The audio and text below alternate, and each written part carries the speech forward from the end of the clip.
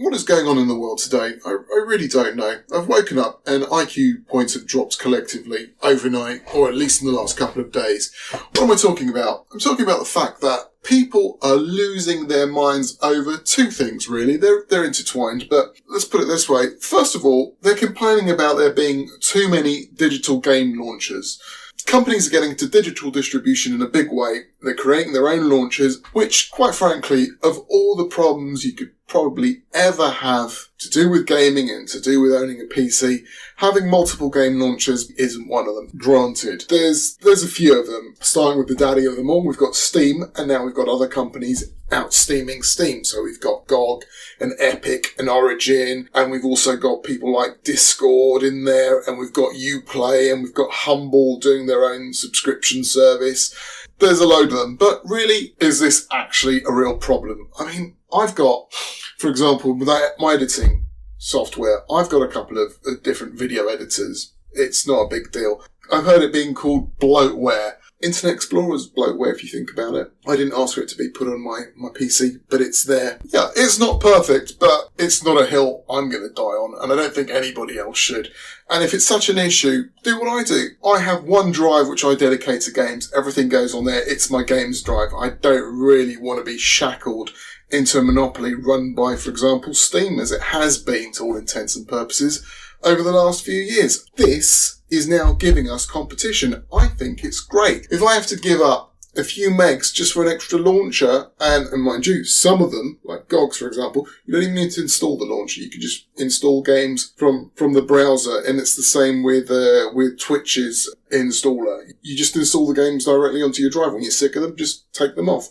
So yes, having a lot of them might be a little bit of a pain, but it's not the end of the world. It isn't a big issue. And as I say, at the end of the day, all of these companies who produce these launchers are having to compete with one another. It can only be good for us.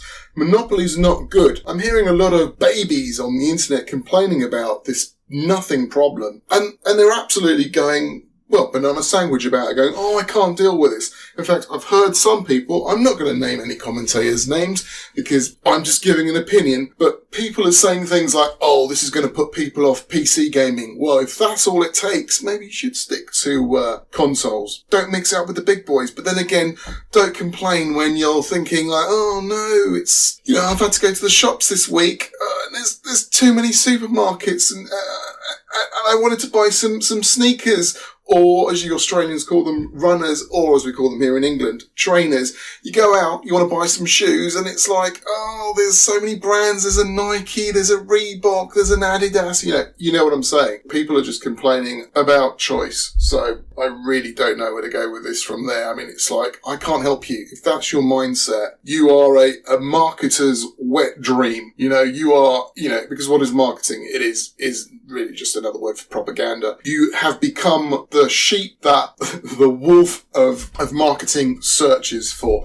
And if you're happy that way, great. But me personally, no, I want choice. I find that the choice, has a direct correlation to competition, and we will see prices being forced down. Or, apart from that, companies with their launchers will have to give us more quality of life options, such as, for example, a few of my friends are big on Linux. They don't particularly like using Windows. Steam, for example, gives them that option. So some of my friends will not come off Steam simply because they can play their games on Steam on their operating system of choice. Do any of the others do that? Like the ones I've mentioned, the GOGs, the Epics, the Origins? I'm not sure that any of them actually do that. So, that's a big one up for Steam, for example.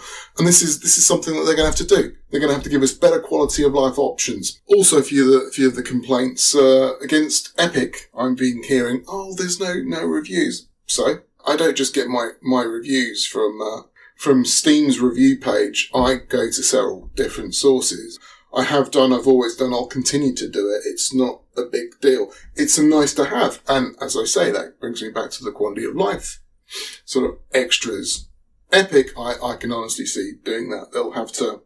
They'll compete. They'll want to compete with Steam, and they will do it. But at the moment, they're giving us some really great games for free. That's how they're sort of forcing their foot in through the door. They've already done it by having one of the world's most popular games, but let's face it, not everybody wants to play. But so what's the next best deal? Give away some great games. And I've been playing Super Meat Boy all week, thanks to Epic. So yeah, this is what companies are going to have to do. They're going to have to give us more value, okay, for us to use their launchers and to use their environment as the one we choose to actually buy and purchase games from. So personally, I'm not really seeing a problem. I think it's great. And one other thing that I've noticed as well, it's going to maybe bring in another, I wouldn't say market, but an opportunity for all-in-one launchers. I've been playing with one this week called, look here, Play Night. Quite a nice little universal launcher. Simplifies everything. It does a search of all my launchers that I have on my PC. And I just have that one thing on my desktop at the moment. The one launcher on the desktop, and I use that to fire off my games. And I like it. But as far as problems go in the internet world, this is such a non-problem that I just can't believe it. And it beggars belief. I think people really need to take a long, hard look at their lives if they're happy being shackled to a monopoly. Because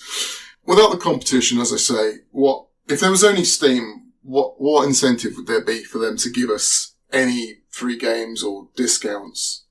There wouldn't be that much of that at all, would there? We'd be probably paying a lot more for games. But I only see this competition as a good thing, which leads me on to my second point. Epic have just eloped with the Metro Extras Bride that Steam have been parading around with, and the proverbial has just hit the fan. Steam have been quoted as saying, "We think the decision to remove the game is unfair to Steam customers, especially after the long pre-sales period." To which I say, why is it unfair? Steam owners are still going to have the purchase honoured, so no biggie there. And anybody who buys it on Epic gets it for $10 less. People seem to have forgotten about getting value for money and shopping around for the best deal. And if I'd bought it on Steam, I'd be returning it and buying it on Epic because I'm not an idiot. Why would I pay more for the same product? Just makes no sense. But, I mean, I have to say, Epic, well done. Kudos to you, because that is a genius move. On a not-so-genius move, though, we've got THQ sort of getting involved. They've been quoted as saying that the decision to publish Metro Exodus as a timed exclusive was made entirely by Koch Media, as Metro is their intellectual property. They're actually a sister company of THQ Nordic, and it's the reason why we will not and cannot comment on this matter. Yeah, subtle. THQ, I don't know why they had to get involved. I mean, let's put it this way. If I was in charge over there, I'd be ringing up whoever issued this statement and saying, stop talking. We've just got a deal to get more money in our pockets for our IP, for work that we did, and you're just making it look like the left hand doesn't know what the right hand's doing. Stop talking, okay? I mean, that is just, it's not a good look. But as I said, it's the internet. People are complaining. What have I heard this described as? It's been called a scumbag move. Really? I call it a great business move.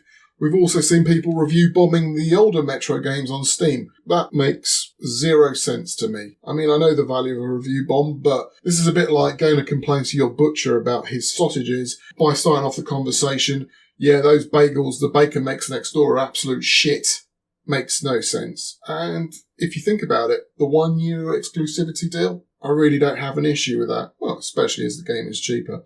But the fact is, it's no way as evil, let's say, as the console exclusivity games. I mean, I'm a PC player. When am I going to get to play The Last of Us or Uncharted? Hardly ever. Not until somebody makes a decent enough emulator. That's not going to be for many, many years, if at all. So, when you think about it, in the world, there are many underhanded business practices, and they affect consumers adversely, but this is not one of them. In fact, I would say it's a win-win for us. Consequences of the corporations now battling it out with their launchers and whatnot have made it, well, they've made it a great time to be a consumer. It's a pro-consumer result. I think people who just go around complaining about this, a little strange. I mean, why would you want to pay more for the product? In fact, when I think about it, this whole issue, if you're a massive Steam fan, could probably have gone away quite easily if Steam had done one thing. They could have just turned around to say Koch and said, okay, how much is this deal they're offering you over at Epic? We'll match it. That's all you really need to do. We'll match it. But they didn't, and therefore they lost out. Anyway, that's my take on the whole situation, and as you can see, I've got some strong opinions, but I'd love to know what yours are in regards to this. Do you agree with me? Do you not agree with me? Put your comments down below. Anyway, I'd like to thank you for listening. It's the first time I'm trying out one of these rant vids, but it's because I felt quite strongly about this issue. Too many people just talking